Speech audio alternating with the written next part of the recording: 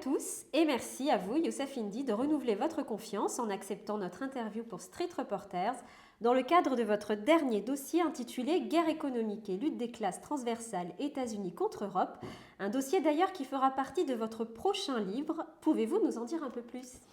Alors, déjà, merci pour l'invitation, cette seconde invitation. Le prochain livre que je suis en train de boucler aura pour titre La guerre des États-Unis contre l'Europe. Alors, effectivement, ce dossier publié sur Strategica fera partie intégrante du livre, mais il ne composera que 25 à 30% du livre. La dimension guerre géoéconomique sera très largement étoffée avec des chapitres supplémentaires.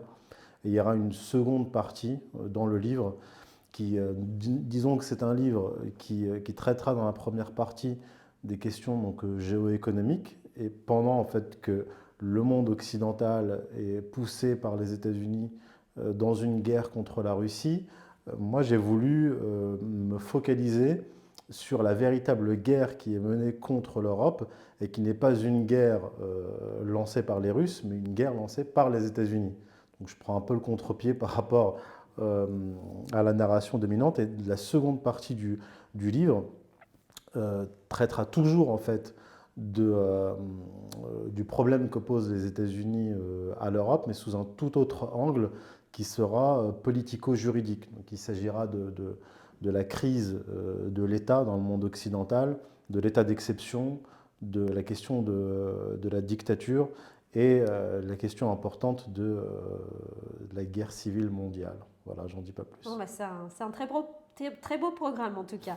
Alors, on va commencer du coup pour en savoir un petit peu plus sur cette première partie, donc qui fera partie de ce livre que vous venez d'expliquer, et notamment ce que vous indiquez dans l'introduction. Je voulais revenir dessus. Vous indiquez que cette guerre économique que nous subissons actuellement se présente sous deux aspects. Une guerre géoéconomique d'une part, menée par l'État américain contre l'Europe, et une guerre intra-étatique menée par la finance apatride, l'économie fictive contre l'économie réelle. Nous voyons bien de quel côté sont les forces en puissance.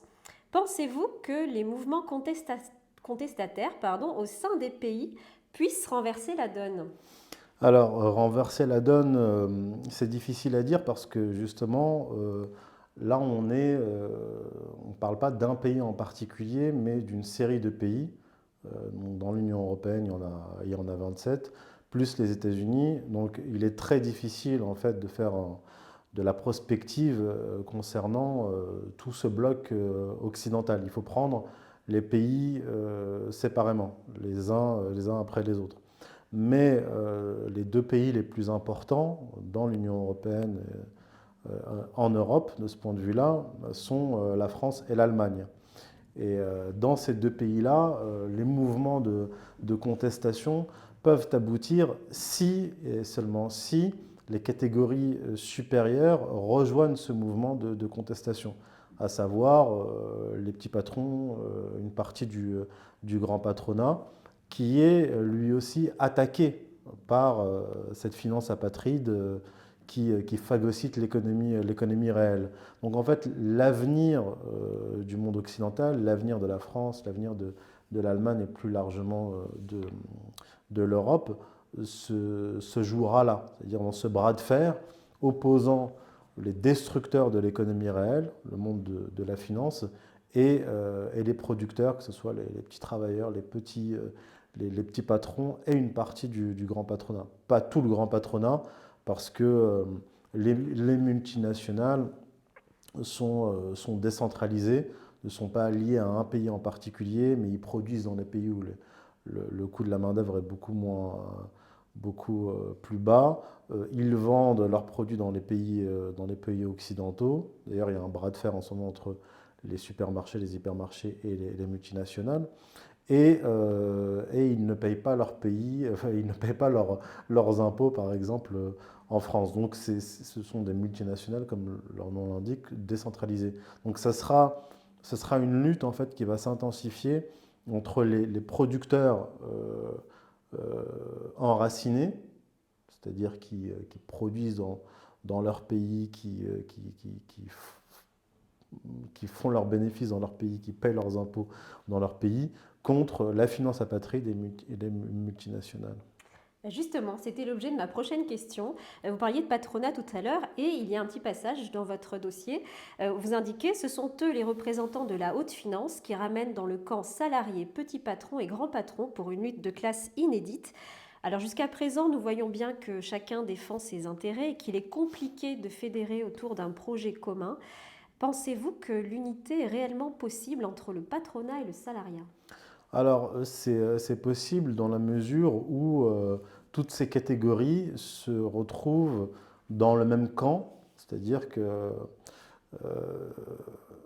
ils ont un ennemi commun, qui est le monde de la finance, et cet ennemi commun qui a attaqué les différentes catégories socio-économiques séparément, en arrive aujourd'hui à attaquer même les grandes, les PME, les industries, les grandes sociétés de distribution, se retrouve en fait aujourd'hui à attaquer simultanément quasiment toutes les catégories productrices. Et quand vous attaquez simultanément différents groupes et que vous ne pouvez plus jouer sur la division pour régner, le risque, c'est que tous vos ennemis communs se liguent contre vous. Et, euh, et c'est ça qui peut commencer à se passer. Alors il y a des signaux faibles qui ont attiré mon attention durant l'année 2022. Ce sont les sorties de patrons de PME, d'industrie, les patrons de grandes d'hypermarchés comme Leclerc, le patron de Super U, le patron de Lidl, qui eux dépendent quand même, même beaucoup, des consommateurs et donc des travailleurs français et des catégories populaires. Donc si comme ce qui se passe actuellement, c'est-à-dire les multinationales euh, arrivent à tordre le bras aux hypermarchés. Qu'est-ce qui se passe concrètement?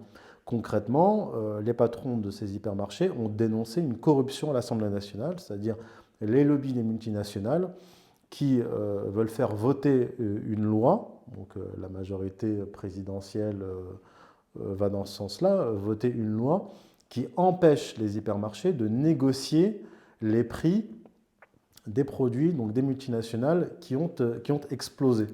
Donc on va avoir, là on connaît déjà une inflation importante, mais à partir du mois de mars, si la loi passe, eh bien on va passer à un autre niveau d'inflation et les patrons d'hypermarchés se réservent d'ailleurs le droit de ne pas acheter certains produits. Donc on aura des produits avec entre 17 et 49% d'augmentation de prix et des produits qui ne seront même plus dans les rayons. Donc effectivement, ce que je constate, c'est une convergence de ces différentes catégories parce que elles sont toutes attaquées simultanément. Mm.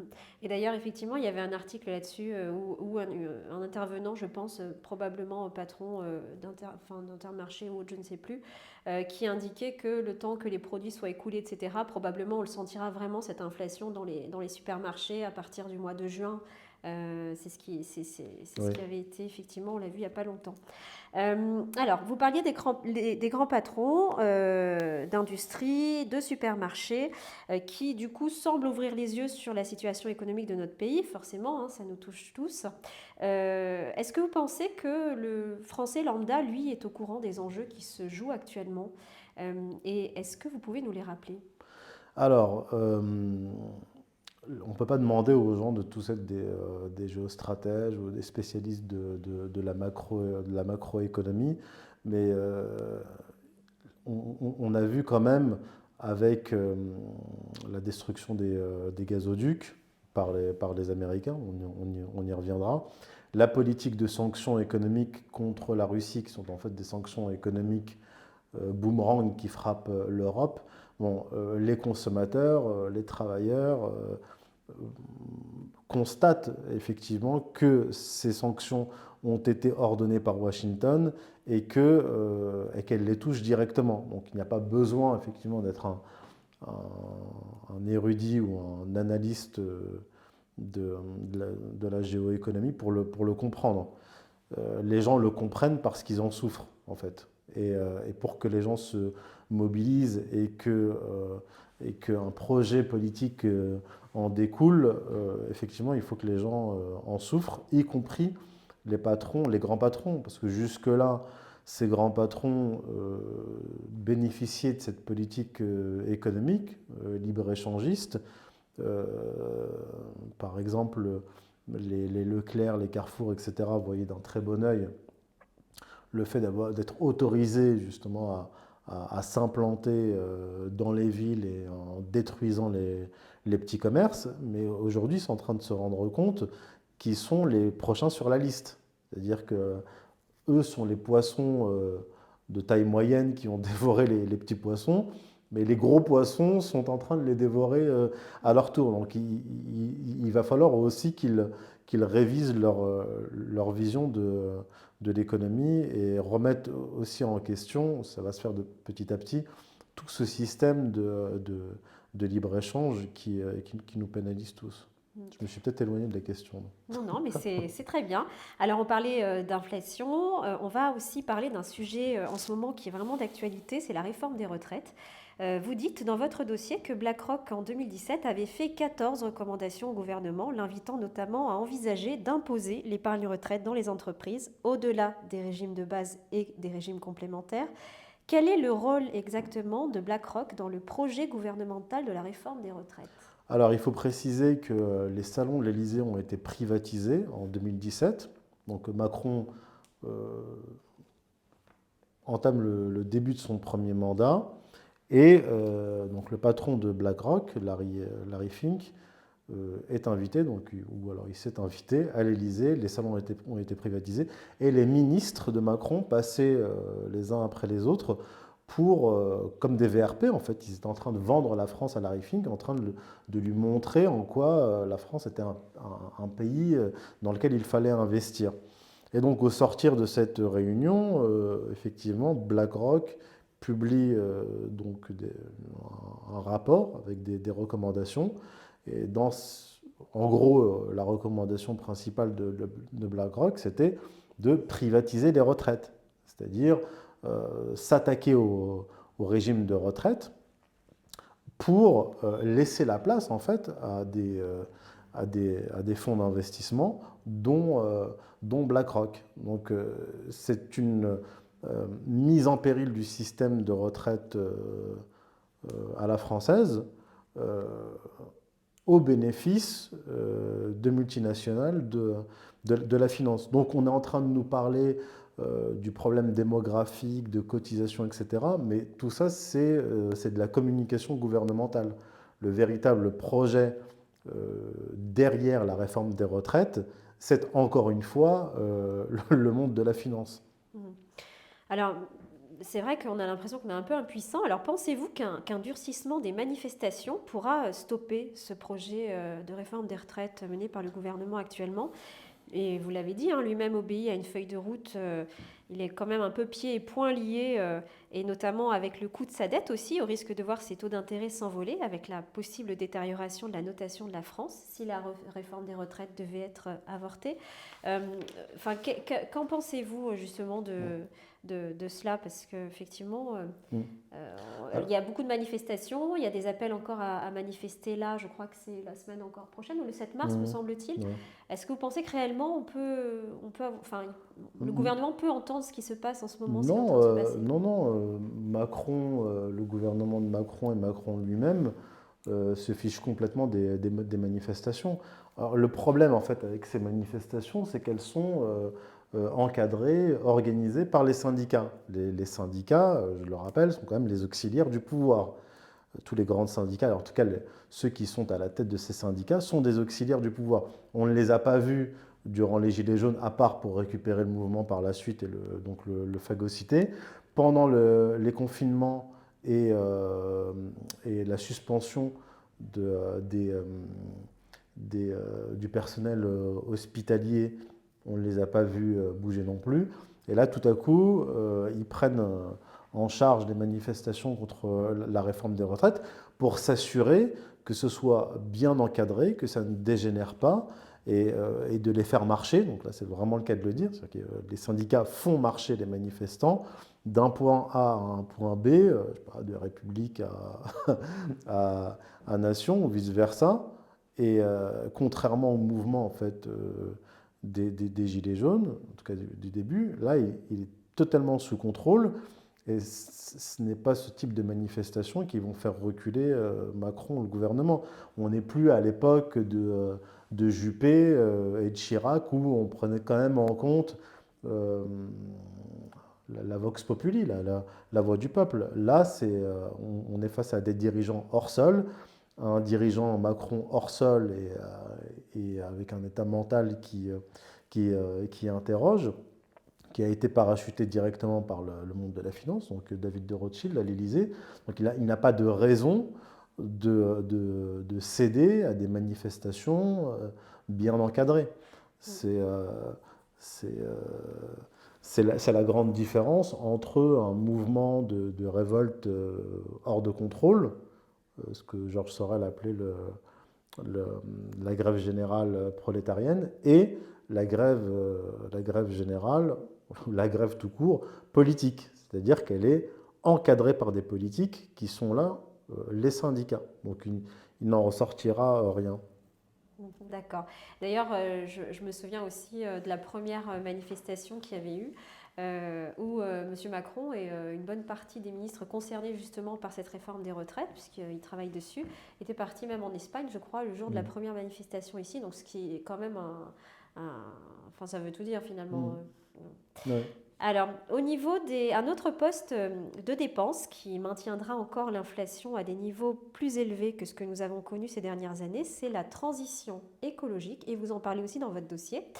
Alors BlackRock revient encore sur le tapis, hein. D'ailleurs, Larry Fink avait été appelé une nouvelle fois à l'Élysée en juillet 2019, cette fois-ci, pour parler investissement responsable. Il a également, la même année, été voir le candidat Biden, justement, pour lui parler également de cela. Et puis, suite à cette entrevue avec le candidat Biden, il avait indiqué nous allons nous débarrasser des combustibles fossiles. Il y a également la mise en place de l'agenda européen zéro carbone. Vous indiquez que cette destruction programmée de l'économie réelle est justifiée au sens religieux par l'utopie écologique. Alors j'ai trouvé cette analyse intéressante. Est-ce que vous pouvez nous la développer? Oui, alors j'ai développé aussi cet aspect dans mon précédent ouvrage, Covidisme et Messianisme, où je parlais de la question du sacrifice, notamment le sacrifice économique et écologique. Alors d'abord, les faits, quels sont-ils? En janvier 2020, donc on est au tout début du, euh, du Covid, ça n'a pas encore vraiment atteint l'Europe. Il y avait encore que quelques cas et on était à quelques mois du premier confinement. Et Larry Fink envoie une lettre à ses investisseurs et actionnaires en disant qu'il faut réduire les investissements dans le domaine donc du gaz et du pétrole. Donc Larry Fink n'est pas tout seul. D'abord, BlackRock, c'est le plus gros fonds d'investissement au monde, donc qui gère 10 000 milliards de dollars. Et ils se sont associés donc, dans une espèce de collectif de fonds d'investissement, donc les plus gros fonds d'investissement, donc qui gèrent au total 40 000 milliards de dollars, se sont tous mis d'accord pour réduire les investissements donc, dans la recherche et le forage donc, de champs pétrolifères et gaziers. S'en est suivi donc en 2 ans une réduction de 1000 milliards de dollars d'investissement dans le domaine. Donc là, ça n'a strictement rien à voir en fait avec le Covid au départ, et ça n'a strictement rien à voir avec la guerre en Ukraine. Le Covid et puis la guerre en Ukraine ont été une sorte de paravent, de prétexte mis en avant pour cette destruction économique. Donc, comme je l'avais déjà expliqué dans Covidisme et Messianisme, les confinements n'avaient pas non plus de rapport avec un combat contre la pandémie, mais c'était une destruction programmée, volontaire de l'économie.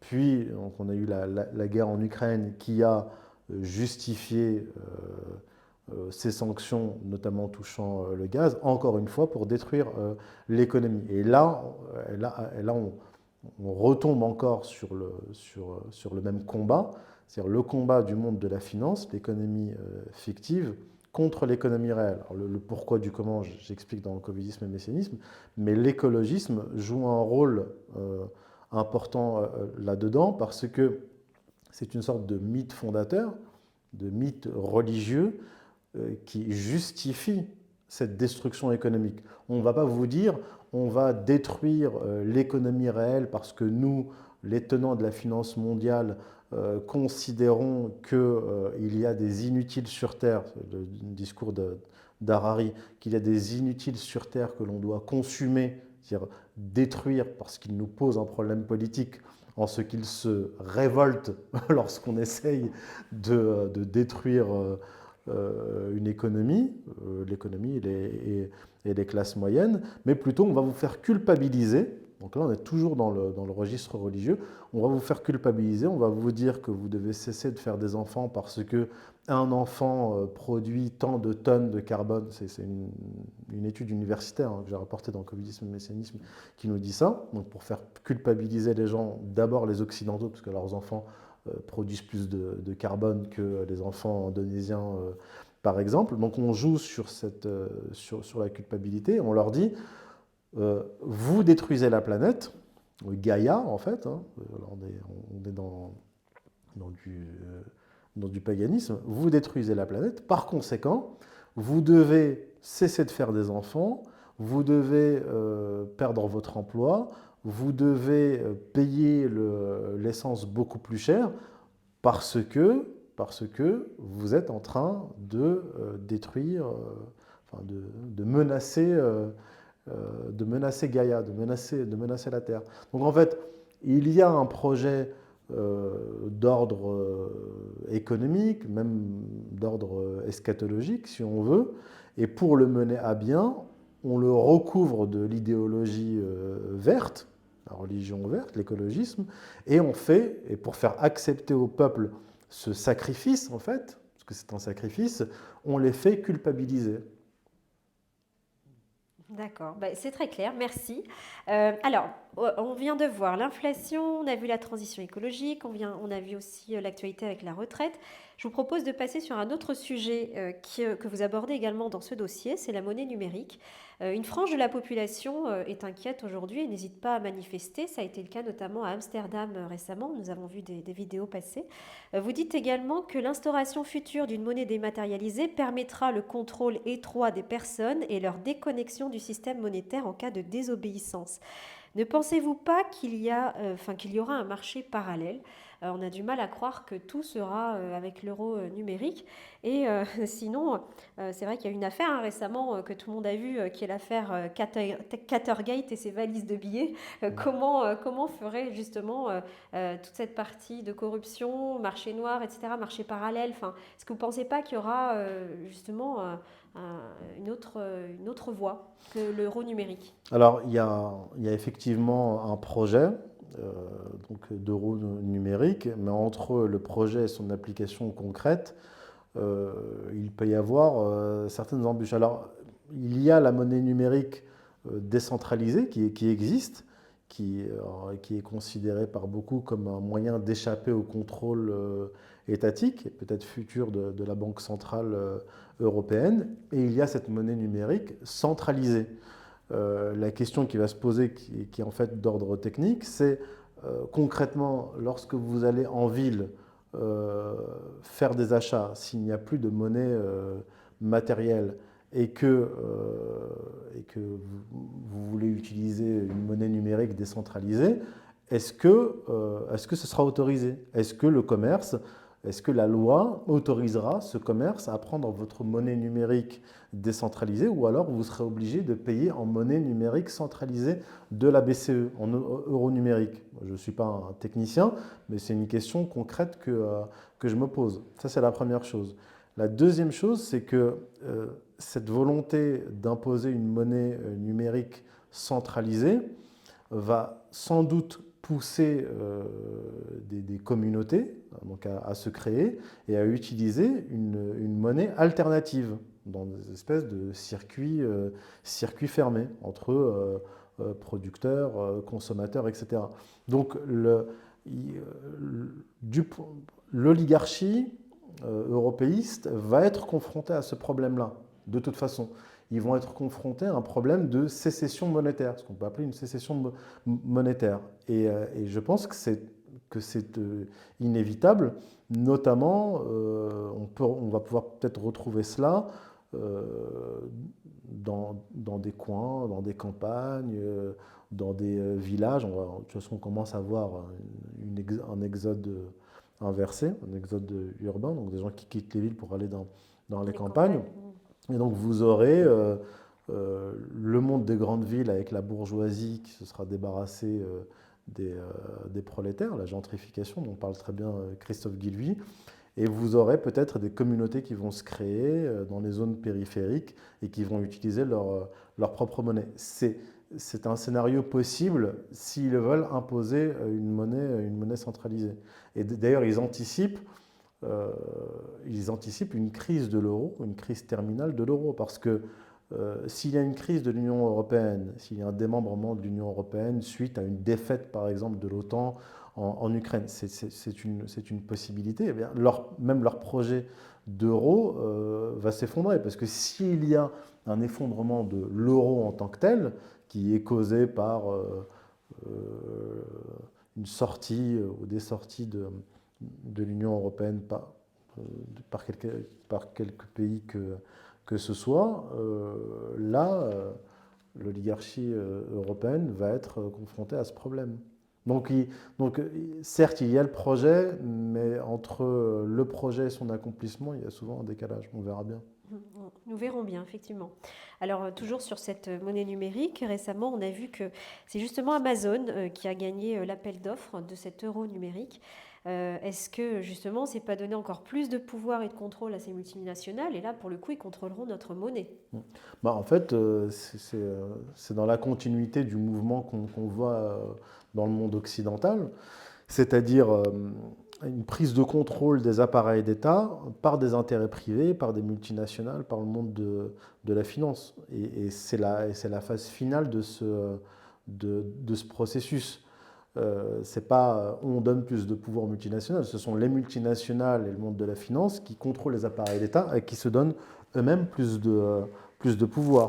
Donc, ce qui, le scénario qu'on peut faire, prospectiviste à l'avenir, ça peut être euh, des révoltes, mais pas des révoltes type Gilets jaunes, mais des révoltes plus sérieuses et politiques, qui vont dans le sens d'une reprise en main des appareils d'État. Parce qu'en fait, ce que l'on voit aujourd'hui, c'est la phase terminale de la dépossession des peuples de leur État. Parce que l'État, en fait, est disons une superstructure euh, qui est une émanation des peuples.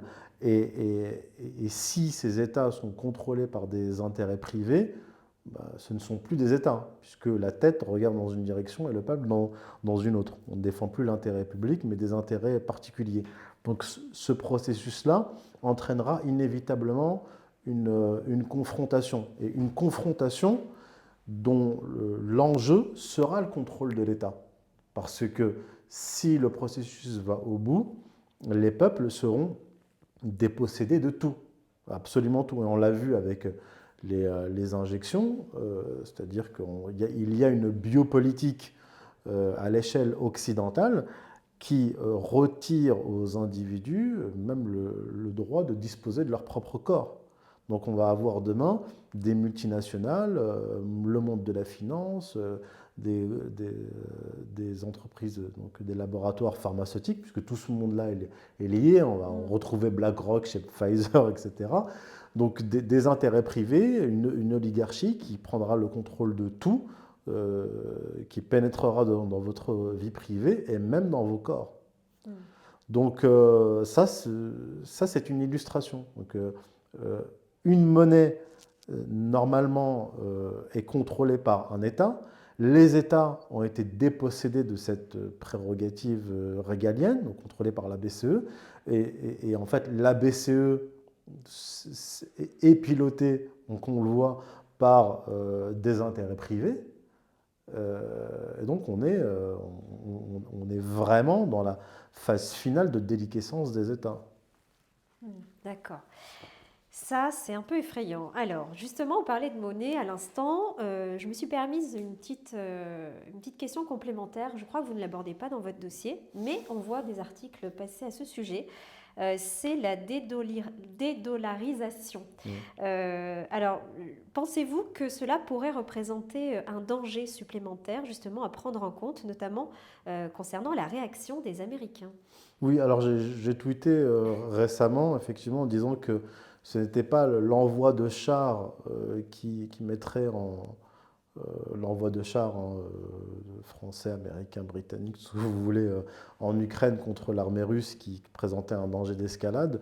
Mais le véritable danger est dans la dédollarisation. Le dollar, depuis les accords de Bretton Woods, est une monnaie hégémonique américaine qui permet aussi aux Américains de vivre au crochet du monde, notamment au crochet de l'Europe, et une dédollarisation qui est quand même déjà bien avancée avec la Chine, la Russie et l'Arabie saoudite qui s'apprêtent à accepter des yuan en échange de son pétrole. Ce sera la fin du pétrodollar et la dédollarisation de l'économie mondiale qui, qui, qui, euh, qui mettra les États-Unis au pied du mur. Parce que ce sera non seulement la fin de l'hégémonie économique des États-Unis, qui sont en fait déficients sur le plan économique, avec un déficit commercial abyssal entre 500 milliards et 900 milliards par an, donc qui mettra les États-Unis face à ce problème, et même à un problème interne à l'économie américaine, puisque l'économie américaine continue à fonctionner sur le dos du monde, en captant par le dollar les richesses du reste du monde. Et ce système-là ne peut pas perdurer. Et les Chinois et les Russes, et les BRICS, en fait, les autres puissances agrégées, autour de celle-ci sont en train de mettre en place un système alternatif qui conduit à la dédollarisation. Et donc on peut craindre en fait la réaction des États-Unis qui peuvent se dire bah, déclenchons une guerre mondiale directe avec les grandes puissances, renversons la table puisque nous ne pouvons plus contrôler le monde par le dollar. Et là est le vrai danger pour nous. Tout à fait, on est bien d'accord. Alors, tout à l'heure, vous parliez de Nord Stream et l'explosion des gazoducs. Récemment, le journaliste d'investigation Seymour Hersh a récemment publié un article dans lequel il affirme que les pipelines Nord Stream ont été détruits par les États-Unis dans le cadre d'une opération secrète. Nous voyons que cela n'est pas relayé dans les médias classiques, on va dire, et que la Maison-Blanche ne s'est pas expliquée sur le sujet. Pensez-vous que l'Allemagne va donner suite à ces révélations ou est-ce qu'elle va continuer à se laisser dépecer par les États-Unis? Alors, tout le monde sait que ce sont les États-Unis qui ont fait exploser directement ou indirectement ces gazoducs. Euh, L'enquête de Seymour Hersh ne fait que confirmer l'évidence. Les Allemands le savent très bien. Joe Biden l'a dit avant de faire exploser les gazoducs. Il a dit nous mettrons un terme au Nord Stream 2. Nous en avons les capacités et nous vous promettons que nous le ferons. Ça, il l'avait déclaré en février 2022. Donc, nous savions déjà que, j'aborde le sujet dans le dossier d'ailleurs, nous savions déjà que c'était les États-Unis qui étaient à l'origine. Maintenant, concernant la réaction de l'Allemagne, et en fait, bon, en Allemagne, je l'explique dans le dossier, il y a une confrontation en fait entre les agents américains, donc les écologistes qui occupent plusieurs ministères, dont le ministère des Affaires étrangères, qui sont directement des agents américains qui travaillent pour les intérêts des États-Unis contre les intérêts de l'Allemagne. Et vous avez le grand patronat de l'industrie allemande, puisque l'économie allemande, c'est d'abord son industrie, qui, eux, n'ont pas envie de disparaître et ont poussé Olaf Scholz, le chancelier allemand, à aller à Pékin pour consolider les liens économiques entre l'Allemagne et la Chine. Et en fait, ce qu'il va falloir continuer à suivre en Allemagne, c'est la confrontation entre les dirigeants politiques allemands soumis aux États-Unis et le grand patronat allemand qui lui, veut préserver l'industrie. Donc c'est assez difficile à anticiper, mais disons qu'il y a un mouvement historique. Ce mouvement historique est le suivant, c'est que l'hégémon américain n'a plus la capacité ni de contrôler le monde, ni véritablement de contrôler l'Europe sans avoir à être extrêmement agressif et à pousser l'Europe dans une guerre contre la Russie. En fait, ce que font les Américains, ce n'est pas une démonstration de force, mais une démonstration de faiblesse. Ils sont en train de montrer au monde et aux Américains et même aux Russes qu'ils ne peuvent maintenir leur contrôle sur l'Europe qu'en sabotant des gazoducs, qu'en poussant les dirigeants allemands et français à envoyer des armes à l'Ukraine et en plaçant leurs agents à la tête des deux principaux, même d'autres États, mais deux principaux États européens que sont la France et l'Allemagne. Donc il va y avoir une confrontation indirecte qui va se produire, c'est-à-dire une confrontation entre les intérêts économiques des producteurs français, allemands et d'autres pays européens, qui eux vont se tourner contre leurs dirigeants, et en se tournant contre leurs dirigeants, c'est contre les intérêts américains qui vont se tourner. Donc toute la question est de savoir si cette confrontation politique aura lieu avant une grande conflagration mondiale ou bien ce sera trop tard. Alors, on va revenir aussi sur les sanctions et on va parler des États-Unis, justement, on est sur le même sujet. Vous dites qu'avec la mise des sanctions à l'encontre, que la mise en place des sanctions, pardon, à l'encontre de la Russie, cela profite aux États-Unis qui s'accaparent des parts de marché européens au détriment des Russes dans les secteurs notamment de l'énergie, les secteurs agricoles et de l'armement. Or, en parallèle, les Américains continuent d'acheter de l'uranium, du pétrole, des engrais à la Russie. Est-ce qu'ils n'ont pas intérêt à laisser perdurer la situation plutôt que cette dernière s'intensifie? Alors, qu'elle s'intensifie, c'est-à-dire? Enfin, est-ce que du coup, ils n'ont pas, finalement, ils ont tout intérêt à laisser continuer cette situation Oui, enfin voilà. oui, bien sûr, bien sûr. Ils ont mis, c'est eux qui sont à l'origine de cette situation. La situation est la suivante, c'est-à-dire découpler l'Europe de la Russie sur le plan économique, notamment le poumon économique de l'Europe, l'Allemagne. Donc on l'a vu avec les gazoducs, ça s'est fait. Ils en profitent, pour vendre leur gaz de schiste, d'ailleurs pas tant que ça, parce que leur gaz et leur pétrole, ils le gardent surtout pour leur consommation domestique, mais aussi, par là, ils récupèrent une partie des industries françaises et surtout allemandes avec un appel d'air, c'est-à-dire en faisant